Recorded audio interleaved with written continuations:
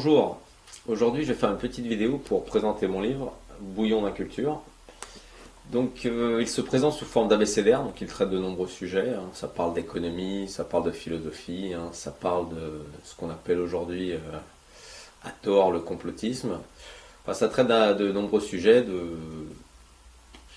de sociologie aussi, de la société en général. Donc il ne se focalise pas seulement sur un seul sujet. Donc c'est l'avantage de ce livre. Donc il est très bien pour un premier livre, par exemple, si vous voulez l'offrir à quelqu'un qui a du mal à comprendre ce qui se passe aujourd'hui dans le monde.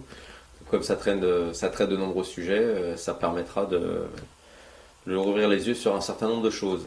Je sais qu'il y a beaucoup de livres aujourd'hui qui sont spécialisés sur la franc-maçonnerie, le mondialisme, ou tout un tas de sujets qui étaient à une époque ésotérique, mais maintenant qui sont plus faciles d'accès. Donc je voulais pas justement faire un livre comme, je sais pas, comme Pierre Hillard qui fait des livres sur le mondialisme qui sont très bien, mais qui sont des livres vraiment très denses, qui vont vraiment en profondeur sur un sujet, et c'est bien pour les gens qui souhaitent approfondir leur connaissance sur un certain sujet. Mais mon but justement, c'était le contraire, c'était de démocratiser les connaissances pour que certaines personnes se rendent compte que ce qui se passe aujourd'hui en coulisses. Donc c'est pas un livre qui approfondit vraiment un sujet, un seul.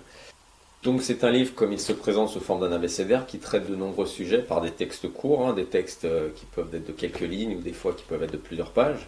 Donc ce qui permet de visualiser dans un ensemble tout un tas de sujets.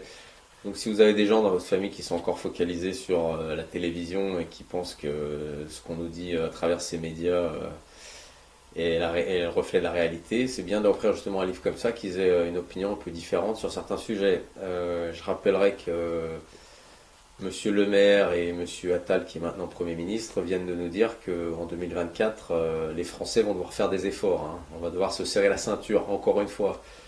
Donc il faut bien comprendre que tout ça, ça fait partie de l'agenda d'anéantissement, de mise à pas de la France dans le projet mondialiste, hein. D'abord le projet européen, mais aussi mondialiste. Donc des livres comme ça, comme celui-ci, Bouillon d'inculture, ça permet d'ouvrir les yeux sur un certain nombre de sujets. Donc j'espère que cette petite présentation vous permettra de comprendre de quoi il en ressort.